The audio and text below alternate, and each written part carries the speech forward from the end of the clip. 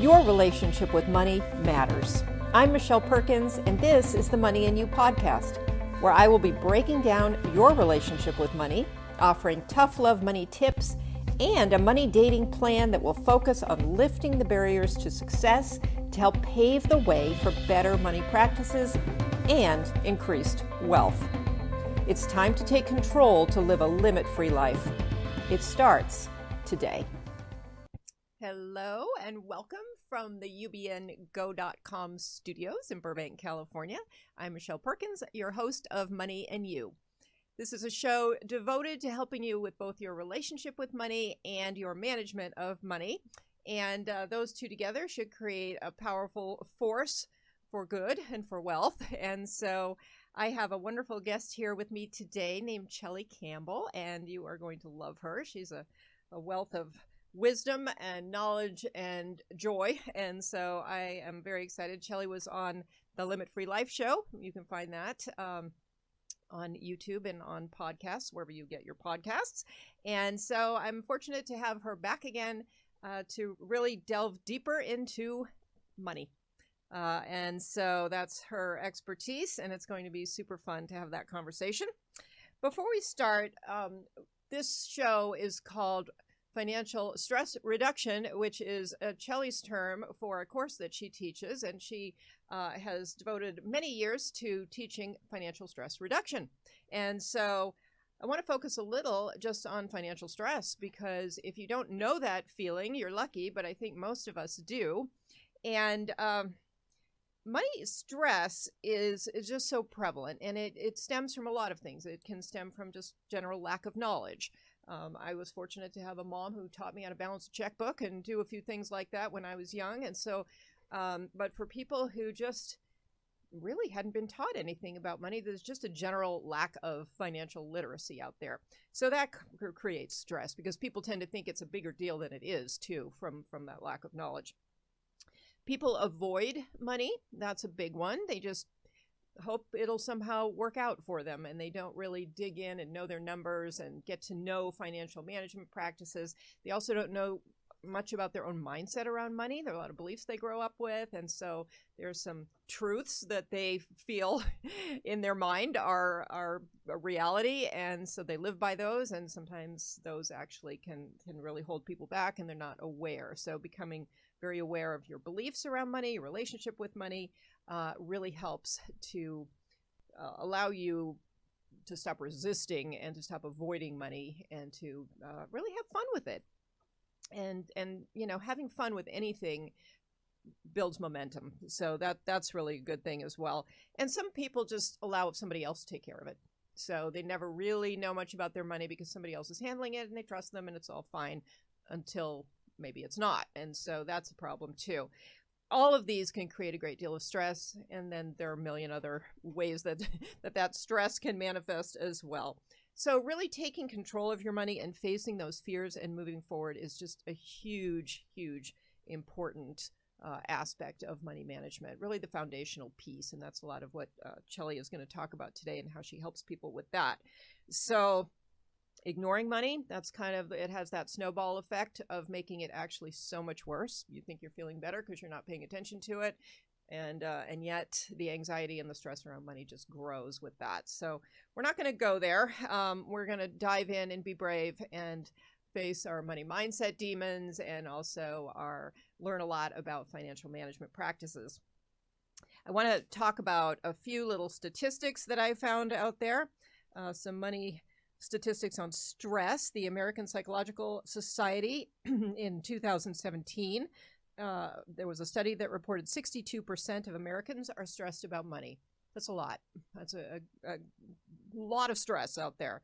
And according to a Federal Reserve Board study, almost half of Americans, 44%, couldn't cover a $400 emergency without borrowing or, what was the other thing, or selling something. So that's not a lot of money when you think about it, $400. And so, you know, that's a little tragic, actually, if that's the case in this country. So we really need to do something about that. That was for adults in every age demographic, too. So, you know, sometimes we think about I remember being probably about 20 and sitting by the pool, and I think I needed 4 new tires in my car and just crying. Like, I had no idea I was going to get those 4 new tires. It was awful. I'll never forget it. So anyway, somehow I did. But, and the Economic Policy Institute reports that 1/2 of all Americans have nothing set aside for retirement. Another super sad statistic.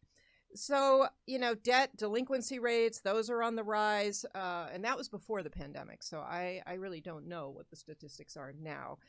All of this creates a great deal of financial stress. And so as a collective, it sounds pretty bleak, but as an individual, there's a lot that you can do about it. So you may not be able to change the world, but you can change your own situation. And that's exactly what our guest today helps people do. So I'm going to read a little bio here, and then we'll introduce Chellie. Chellie Campbell is the creator of the popular financial stress reduction workshops, now taught on Zoom and attended by people from all over the world. She's the author of The Wealthy Spirit, Zero to Zillionaire, and From Worry to Wealthy, and is one of Marcy Shimoff's Happy 100 in her New York Times bestseller, Happy for No Reason. She also contributed stories to Jack Canfield's books, You've Got to Read This Book, and Life Lessons from Chicken Soup for the Soul. She was president of the LA chapter of the National Association of Women Business Owners, voted Most Inspirational Speaker by Women in Management, Speaker of the Year by the Association of Women Entrepreneurs, and Rotarian of the Year by the Pacific Palisades Rotary Club.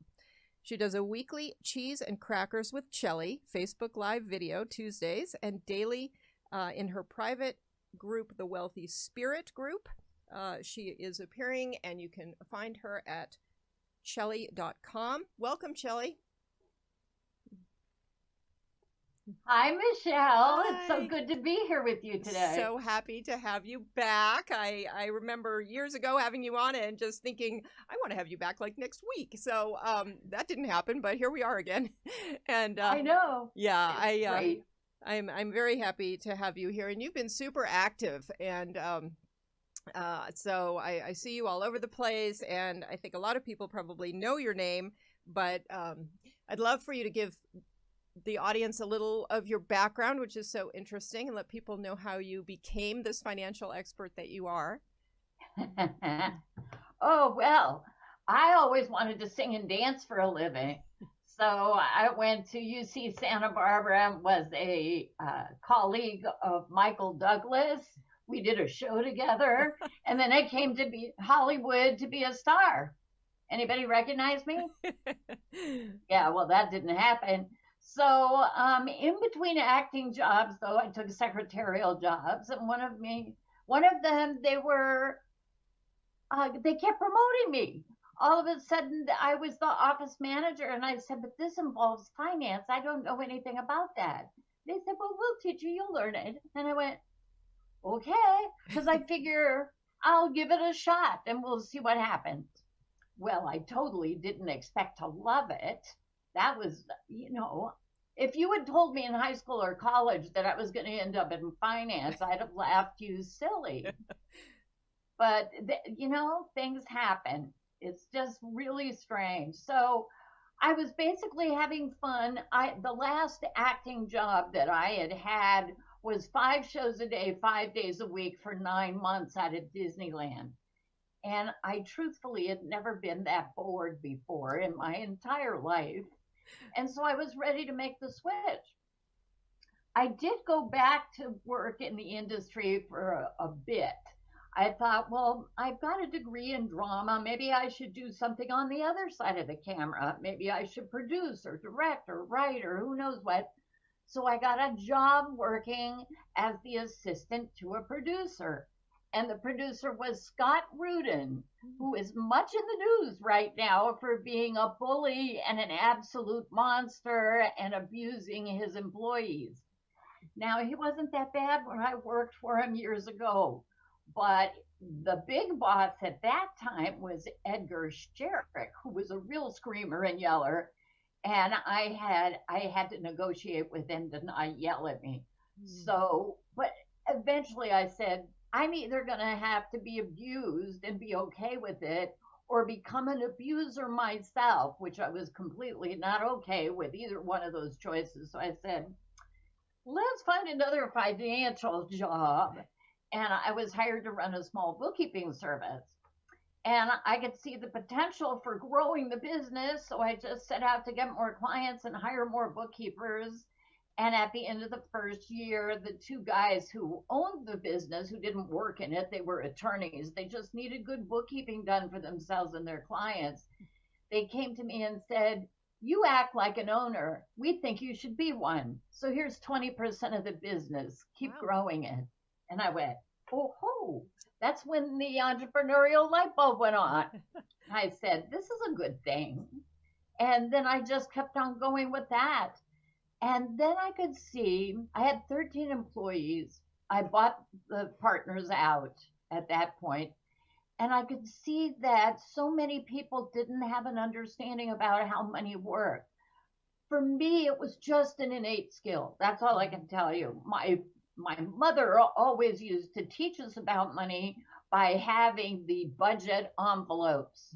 Dad worked outside of the home, and she had envelopes into which she put all of the discretionary expenses like school activities and clothes and entertainment and stuff like that. So whenever we came home from school and said, "Okay, I need money for the school trip," or "I need money for the school jacket," she would say, "Well, let's go look in the envelopes." And we would go with her to look and see if there was money in there. And if there wasn't money in that category, we could maybe borrow from the entertainment category instead, or but there was always a choice. There wasn't money in all of the envelopes. It was clear. And we could trade, but if there was no money in any of the envelopes, we didn't get to have it. It was just that simple. So I got used to that kind of trade off. Now, upon reflection, later I saw there was never a conversation about how the money got in the envelopes. Interesting. Yeah. You know, we had a suspicion that Dad went to work and he made the money, but there was no conversation about how you get paid or how you negotiate a raise or how you get a bonus or how you get a raise or a promotion, none of that. So it was all sort of mysterious. And I remember one of the big things that we used to do as a family was sometimes after church, we'd go on a drive. We'd all pile in the car and we'd drive and look at beautiful homes in Montecito, Pasadena, or Beverly Hills. And we'd ooh and ah at these big, beautiful, rich homes. But there was never a conversation about how we might get one of those homes. You know, it was just all a mystery.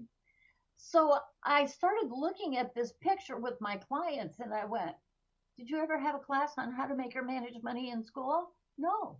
Nobody ever had this class. It's like financial literacy, one of the most important things for people getting along in life, wasn't taught in our school system. What's that about? And they'd say, "Well, that's one of the things you're supposed to learn at home." I said, "But if your parents don't know, they can't teach you." Yeah. So interesting. Yeah. Yeah, So I just started sharing with my clients, you know, I said, "Well, do you see this and do you see that? And you're not making a profit over here on this, but this thing is really working well." And three of them in the same week said, "Ooh, you should teach this. This is very valuable." And I thought, yeah, I've been to some good workshops. I could, and I have some skills in getting in front of people. I know I can talk. So, okay, let's start a workshop. And that was in 1990. Wow. Started the workshop, and I've been doing it ever since. Oh, I love that. That's a great story. And there were a lot of parts to that I hadn't heard, so that was very fun. So thank you. Yeah. I mean, everything from career choices. There's so much that you're talking about there, you know, just in terms of I really love that the attorneys made you an owner. I think that is, you know, what a gift that was. That was the miracle. That was a really signature miracle in my life. That these two people were that aware and that able to see potential. And instead of just using it and grinding me down, they wanted me to stay. They had lost somebody before I showed up. And I think they began to see how they didn't respect what she was doing enough. And they should have given her more money or whatever it is she wanted. So Yeah. So when I showed up and grew the company and suddenly they're not losing money anymore, they're making money, they went, oh, we got to hold on to her. How can we do that? Yeah, yeah, that was a brilliant tip for business owners out there. So, yeah, Yeah, lock excellent. somebody in, give them a piece of the pie, give them a reason to want it to succeed. That's If they don't have stake in the success, why should they care?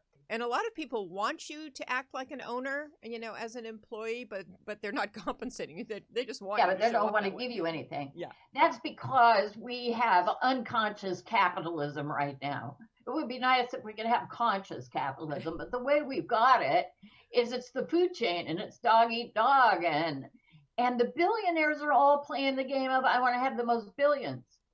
Well, those billions are not operating in the economy. right. The economy works best when all the little people have money to buy shoes and to buy dresses and to go to entertainment and to go to the concert and go to the movie and to do a lot of stuff. Then the money's in circulation and flow. Right. But if it all goes upward to the billionaires and they hang on to it, it's not in flow anymore. And everybody, then you have the French Revolution kind of thing where very few people have all the money and everybody else is starving. Do you know it was the women of Paris who started the French Revolution? No, I did not know that. Yeah, That's this was fascinating. interesting research that I discovered. Wow. The women, there was a famine and they raised the price of bread so high that the women couldn't buy enough to feed their families. And I'm sorry, but you can't feed your family. Yeah. Women are pets. Okay. Yeah. So they all got into the streets and they started talking about it. And well, here's Marie Antoinette with this $1,000,000 diamond necklace. Let's go get them. And they marched on Versailles, took the king and queen prisoner, dragged them back to Paris, installed them in the Louvre, and that's what began the French Revolution. Fascinating. That's so interesting. Yeah. Well, thanks. So then when I see us doing that same kind of inequality, I go, guys, this doesn't work. This is not a good long-term strategy.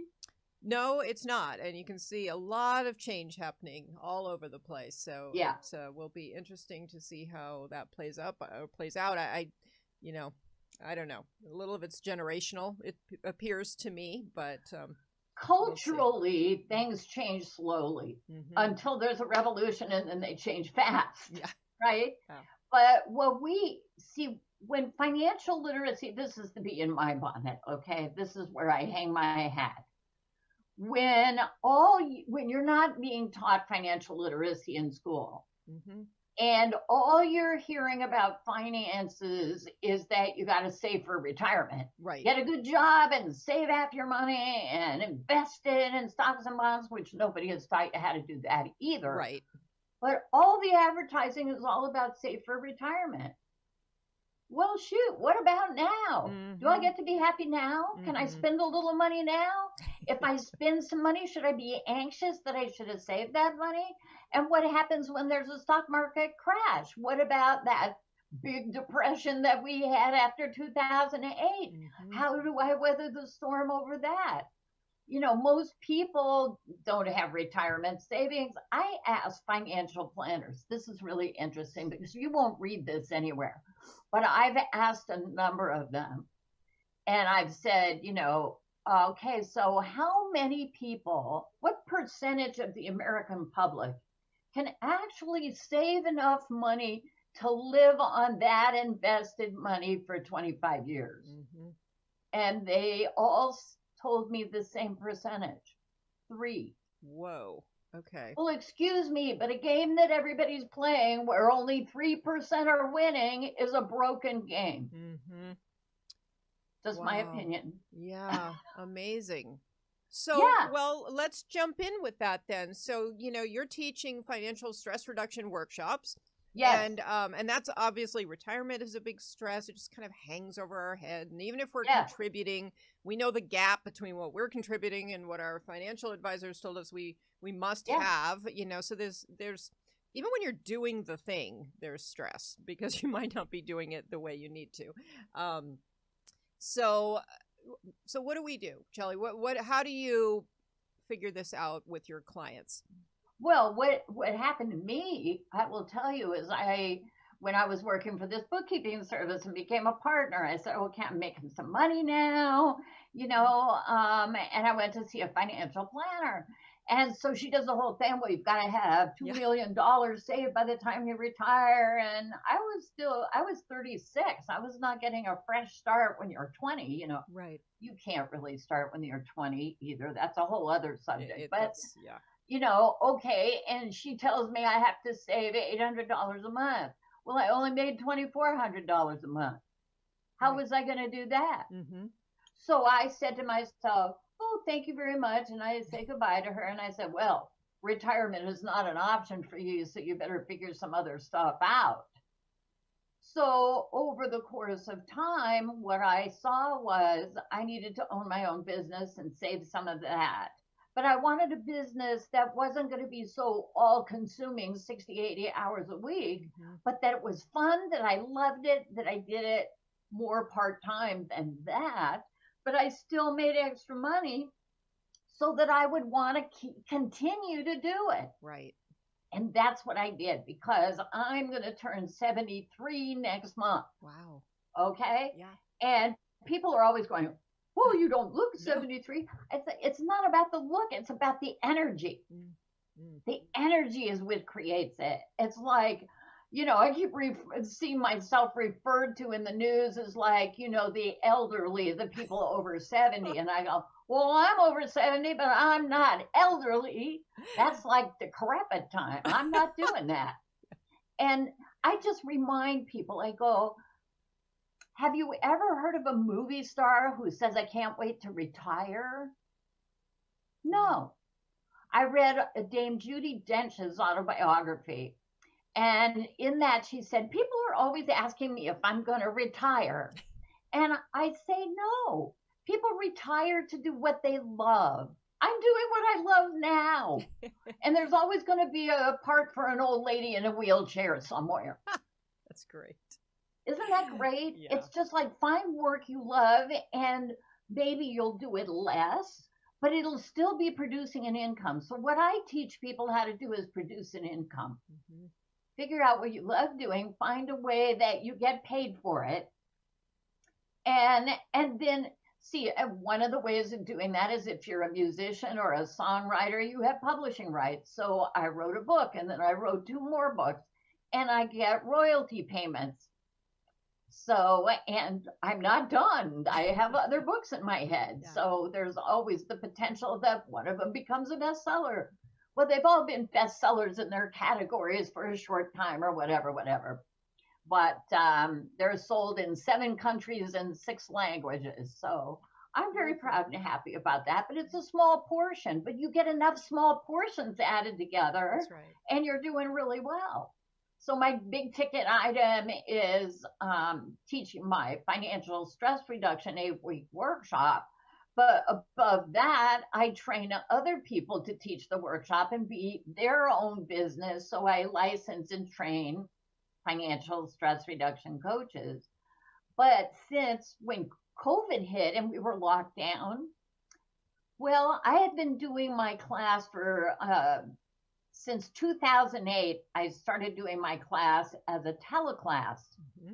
And then after the teleclass, I said, maybe now I should do it on Zoom. So January 2020, I learned how to do Zoom and get my class up on Zoom. And then in February, I said to myself, well, if you're doing Zoom, that's video, you should learn Facebook Live video. So I signed up for a class on Facebook Live video. And then when we were locked down in March, I was ready to go with an online class and an online Facebook group. My book, The Wealthy Spirit, is a page a day for every day of the year. And it's been out about 20 years and it's been very popular. And people read a page every day. And then a lot of people start over. And then they start reading it again. And I thought, wouldn't it be fun to get everybody together who's reading the book and read it together? So I started a Facebook group called the Wealthy Spirit Group. And I charge money for it, $27 a month. And everybody shows up, and Monday through Friday, I do a 10-minute video based on the page from the book. Nice. So I have over 100 members now. My goal is 500. And then that's a nice, healthy income, right? Right. And then I have Social Security and investments and all those. So I have a lot of sources of income, because I will tell you, this is the other thing. My dad retired. He was an aerospace scientist, worked on the space shuttle, all the rockets, did navigational systems, and he retired with a pension. Most people do not get a pension now. That's right. I think only 7% of Americans are members of unions, and unions were always the ones negotiating things like pensions. So then we got the 401k in, but nobody taught Americans how to do a 401k. And when it came time to pay your medical expense or to deposit in your 401k, people paid the medical expense. Right. All right. Or they bought the new iPhone or whatever they did with it. But there was always an immediate need for money and hard to delay gratification money. Mm-hmm. So this is what happens is people just go for what is happening now unless they're taught how to use something and what it's going to grow to. Mm-hmm. But if it's not taught in the school system, most people don't spend time and energy. Most people, when I would talk to them, especially women, would say, oh, well, I don't care about the money. Yeah. I would go, you got to care about the money. What's wrong with you? You've got to support yourself. You got to support yourself now and later. Right. Well, what happened with my dad is he got the pension, but he had all of these savings, right? And now as he's withdrawing from the savings, that pot of money is decreasing. And he was thinking about buying a new car because his car was really old. And I said, just buy it, Dad. You've got money. We're all fine. We don't need your money. And he goes, it's just not my habit. I just can't let go of the money. I have saved all my life to actually spend it, after 60 years of saving? He couldn't do it. It was too outside his comfort zone. So that's part of the problem too. That's what is creating financial stress. Right. Is people have a small pot of money, whatever pot of money they have, even if they have a huge pot of money, when they start depleting it and taking money out to live on in their older years, mm-hmm. They get scared. Oh my God, what if I run out? Right. Yeah. See, if you know how to create an income, you're not worried about running out. You'll just go do something that makes money. Yeah, and that's really, if you talk about a limit-free life, that's a real limitation to feel like this pot of money is what you've got, and when it's gone, it's gone. I mean, that's the complete opposite of an abundance kind of mindset. Absolutely. Not prosperity thinking at all. No, and, for some, it's a reality. If they haven't done what you're talking about and created any additional revenue streams or come up with a career that they love that they can do into forever. But see, the benefit of what I'm teaching is you can create an income right now where you sit, however old you are and whatever you're able to do, you can start now. You don't have to save that big pot of money, which should have started when you were 20. And there's no good, like I went, well, that's not going to happen for me. Mm-hmm. No, I should have said, well, I'll do what I can do and I'll have something saved. Right. No, I just said, this isn't going to work. What else is there? Yeah, and that's an interesting one too. The financial advisors rarely say people end up doing it. I did that with college savings. He told me what I needed to save for 2 kids to go to 2 4-year universities. I couldn't do that. But I did something. I did what I could do for each kid. And in the end, I had a fair amount of money, and the 2 kids didn't want to go to 4-year universities. So, sometimes it works out fine if you do what you can do. Exactly. And as you're taking the action, see, it doesn't matter what the limitation is when you begin, because everything's going to open up. When you start thinking positively and then you're congratulating yourself because you saved some more money and you're working on the program, you're doing what you said you were going to do, you start feeling really good about yourself. And that attracts more money. That's right. And, can you just elaborate a little on that feeling good about yourself? Because is that about confidence? Is that about control? What is that that's happening when you start feeling good? This is step 1 in my program. The basics are think positive, send out ships, which is basically take positive action because you can't wait for your ship to come in if you didn't send any out. So think positive, send out ships, count your money, budget. Now, I say budget stands for baby, you deserve getting everything, BUDGET. And yeah, so think positive, send out ships, count your money. Now, if you don't think positive, you won't build a good ship. You probably won't even build a ship because you'll go, oh, what's the use? It'll just sink. Remember the Titanic, right? So you have to think positive. You have to believe in yourself. You have to say, I have something good. There are going to be some people who want it. And if they don't want the first thing, find something else because everybody has a gift to share that somebody will pay for. So find out what that is. And then send out the ships, find the people who want to buy it and do sales and marketing, right? And then 3, do the budget because that's going to tell you how good you're doing at steps 1 and 2. Now, along the way, the last 3 things that you have to do is swim with dolphins and avoid shark and tuna, survive the storms at sea, and seek balance and enlightenment. And that comes back to positive thinking. You have to have some belief. There is a point to this universe. There's a point to life.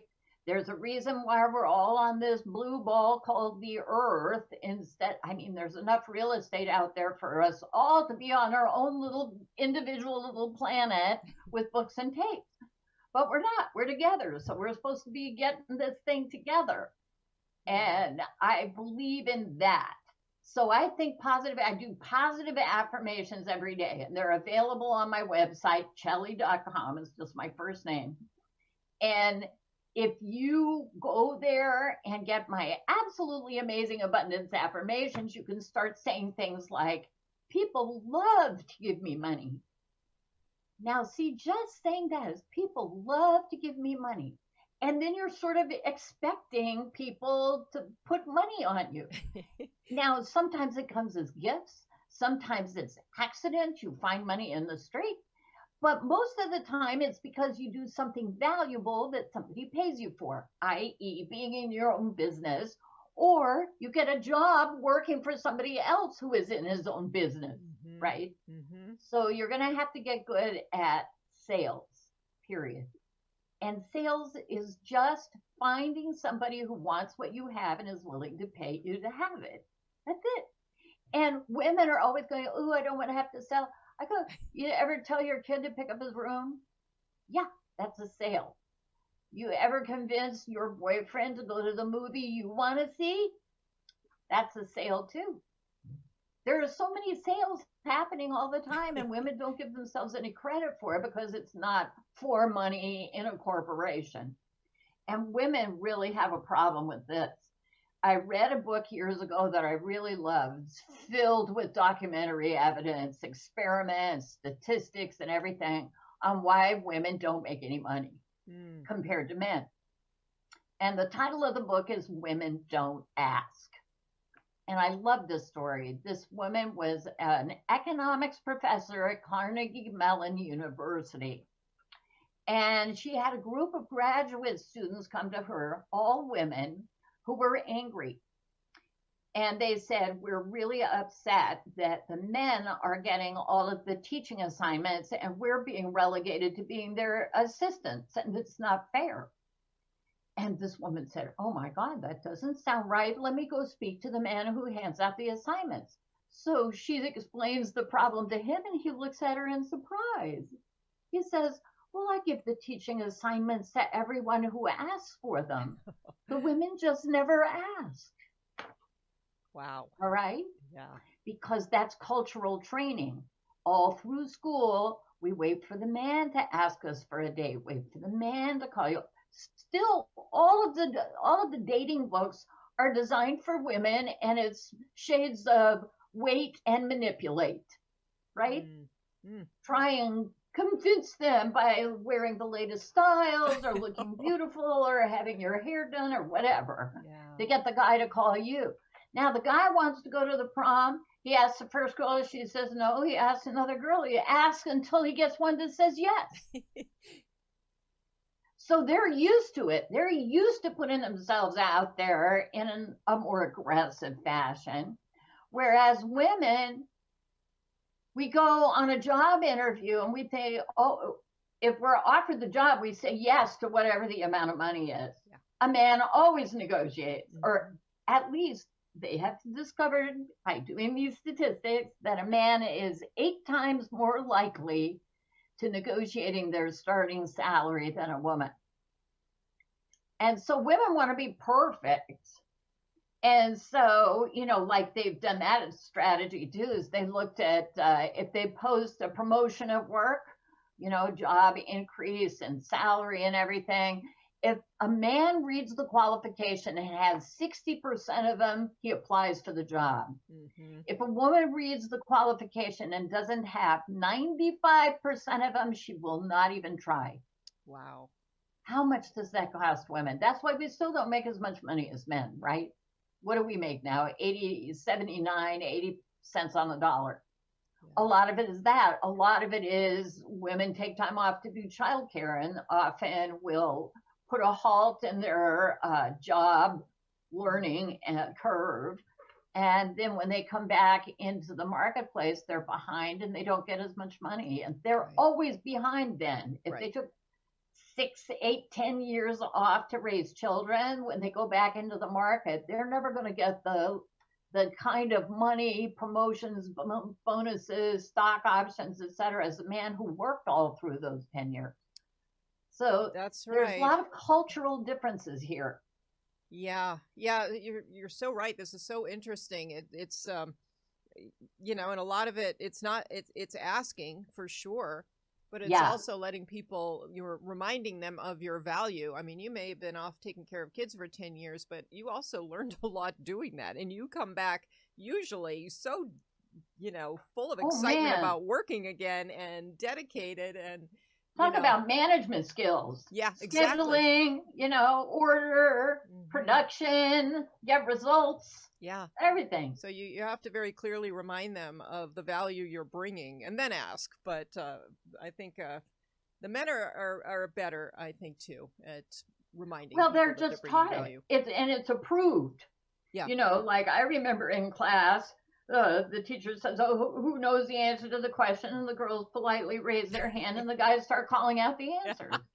Now raise your hand. But then they get the attention too. Yeah. So, well, this is taking an interesting turn, but pretty interesting stuff. And a great reminder to ask for what you want. And that after reading that book and realizing all of the problems women had in my classes and stuff, the psychology of it, and then the actual reaching out to sell or reaching out to stand up for themselves, all of those kinds of things, I had to work on those issues myself. Sure. So I always tell people I'm my own number one student. I'm still teaching and encouraging myself to do these things. Yeah, absolutely. And I agree, and I am too. And it's a lot of money mindset. And so that's where your affirmations do such a nice job of starting to shift that money mindset that's rooted in some old beliefs that we shouldn't have anymore. And I try and be fun about it too. I am rich and wonderful, and people will say to me, I can't say that, it's a lie. And I just say, it's not a lie. It's telling the truth in advance. Yeah. I love that. And one of my important affirmations really for my... you have to define rich. You have to define wonderful, and sometimes... Yeah, what does it mean to you? Yeah. One of the most important affirmations I had to tell myself was, my affirmations work for me, whether I believe they will or not. Yeah, exactly. Yeah. Right? Yeah, I love that you start. We all have a skeptical piece. Right. And the fact that, I love the way you're just articulating how you start with positivity and why, because there are some foundational things that a lot of people, they want to see the situation turn around and then they'll be positive, but it's not the way it works. And I think that is such a great reminder, the way you start your program. No, it's like people say, seeing is believing. Believing is seeing. Yeah, exactly. The way I look at it is I tell people, it's like you've got 2 choices in looking ahead. fear or faith. Mm-hmm. And fear is really just faith that bad things are going to happen. Why would you want to project into that? Right. Yeah. So Perfect. let's have faith it's all going to turn out. Now, that doesn't mean you just blindly do stuff without doing some research or figuring out what the going thing is and making sure that you can do it and all of it. Right. There are a lot of pieces to it, but still, you got to get started, and you're not going to be perfect when you start. Here's a great story. I got this from a documentary about the Eagles. It was called The History of the Eagles. And when they were trying to find their sound and were kind of playing all different kinds of other people's music and hadn't really figured out what they were going to do, Glenn Frey had a conversation with Pete Seeger. And Pete Seeger said, "Oh, well, you got to write songs. That's where all the money is in the music industry." And Glenn said, "Really? I have to write songs?" And Pete said, "Yeah." And he says, "Well, what if they're bad songs?" And Pete goes, "Oh, they're going to be bad right away. They're going to be bad. You're going to write a bunch of terrible songs, but you keep writing them. And then one day, by accident, you'll write a good song. And then you write some more bad ones, and then you'll write another good one." Now, at this time, Jackson Browne had the basement apartment underneath Glenn Frey's apartment. And he would hear Jackson Browne play on the piano 8 bars of music. And he would play it over and over and over and over, the same 8 bars. And then he'd make a little change. And then he'd play the same 8 bars with the little change over and over and over and over. And then he'd play 16 bars over and over and over. And then he'd make a little change and he'd play that over and over. And Glenn Frey says, "And that's when I understood that songwriting is work."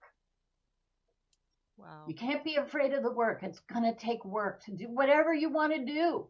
But the work can be great fun if you're willing and if it's on your purpose and if it feels like this is what I should be doing. Where you try it out for free with some people and they have good results. It's an amazing thing. When I decided to teach the financial stress reduction workshop, I will tell you exactly what I did. I wrote up a flyer. I did not write the workshop. I kind of had ideas in my head about what I wanted to do, but it was a recession. It was early, late 80s, early 90s. And I was going, well, I got to be able to make money. I can't spend a lot of time and energy on something that isn't going to work. So I wrote up the flyer and I mailed it out to my list. And I waited for people to call me. Remember what I said about waiting? Mm-hmm. Nobody called. But now I'm invested and I really think I have some good ideas about how this could work. So I pulled out the mailing list and I went through it and I highlighted all the people that I thought might be interested in a class. And I started calling them. And when I had sold 12 people, I only charged $200 because it was experimental. But I know people have to have a little skin in the game because then if they don't, then they won't do any of the work. Right. So you have to commit them a little bit. You put a little money on it and commit. And I only had 12 chairs in my conference room, so that's how many I sold. And when I had 12, I was done. And then I started teaching the class, and oh my God, it was so much fun. I loved it. I love the part where I say the thing to somebody and they go, mm-hmm. And they shift right then. Don't you love that, Michelle? Yeah. I do love that. I love that the most. That's the most fun I have in life. That's why I'm never going to stop and retire. I know. When I retire, it will be because I can't move anymore and I'm probably going to die in a month. Oh, Chellie, you are great. I've loved listening to you. The time has zoomed by as I knew it would. Done already? Yes, I know, and I could listen to 20 more of your stories easily. I tell them every morning at 9:00 in the Wealthy Spirit Group. Well, and that's open. I mean, so where do people go? Just Facebook? Facebook, the Wealthy Spirit Group. And then it'll say, well, did you pay and what email did you use? You just put Michelle Perkins, or I heard you on a podcast, nice. And I'll give you a golden ticket for a free month so you can check it out. That's so nice, Chellie. I didn't know you were going to do that, but thank you. That's fantastic. Yeah, that Well, I sounds. don't expect anybody to sign up and pay when they don't know me yet. So I'm happy to, here's a taste. Here, see what happens in your life if you really work this program for a month. Well, and it's so in line with, I like to tell people to do money dates, and that's actually like a daily little tiny 10-minute money date that keeps you connected with, Yes. your goals around your money and thinking about it. So that whole avoidance thing, that's going to dissolve and disappear by the time you're done with a month of your. Oh, yeah. Then, if you show up every day for a month, you're going to be wanting to keep it up. Yeah. Because you can get the book and you can do it on your own, and people have done that for years. But that takes a big level of self-directed commitment. Mm-hmm. And its groups are so much more empowering. I have some incredible, phenomenal people in these groups, people who are making $1 million, people who are just getting another $500 a month because that's what they want to create. It's all range, but I have PR people in there. I have writers, journalists, all kinds of people. It's just fabulous. And I love them all. And we do it all together, and they chime in and make comments, and I answer everybody. I love that. And it also is right in line with this week's Tough Love Money Tip, which is really to ask yourself what's causing you the most stress in your financial life right now. And if you can identify it and you want to address it, get support for that, which is what you're offering. Yes. And, if you've just been putting it off, but you know what to do, then get that scheduled on your calendar to address it this week and at least take a starter action, whatever that first little action can be, and then schedule some more actions on your calendar because, as with anything, starting is the hardest thing. So that's if you right. can take Send one out step. a ship. Yeah, and then send out another one. Yeah. And then you'll have the Spanish Armada before you know it. I love it. So, Chellie, tell people they can find you at Chellie.com and the Wealthy Spirit Facebook page. Anywhere else? The Wealthy Spirit Group. Okay. Wealthy Spirit Group. Facebook group. So, and then Chellie.com. And I'm all over the place. Just Google my name and you'll find me. Chellie Campbell. You can Google Chellie Campbell Poker. Yeah, you'll see my poker stats. Yeah, another whole giant podcast in itself. But I know. We could talk about another revenue stream. And the odds and reading people. I wrote in the book I wrote for women from worry to wealthy. I have a whole chapter. The amazing things I learned about business from playing poker. I love it. That is so great. And I loved having you today. Thank you so much for coming on. I know you are a very busy woman. I love your 33-year-old energy that you bring to the podcast, and I appreciate it. So anyway, I will be seeing you out there, and thank you again so much for being here. Thank you so much, Michelle. It was just a pleasure. Yay. Okay. Yay. So, and audience, thank you. Thank you for being here on the Money and You show, and we are here every week. You can watch the show on ubngo.com, 7 o'clock Monday nights. Tonight will be Chellie's show. And so you can also subscribe to Money and You anywhere podcasts are found and on the Limit Free Life YouTube channel, Facebook page. And you can go to limitfreelife.com, get some free resources, learn more about me, and I would love to connect with you as well. So with that, look forward to seeing you next week on the Money and You show. And don't forget to implement your money tips. Every week there's a money tip. If you took every week of the year and actually implemented those money tips, goodness, where would you be? You would have more money than you can imagine, and you would be very knowledgeable as well about your money. So try to do that. That's a great path to be on in 2021. So have a great week, and we'll see you next week on Money and You.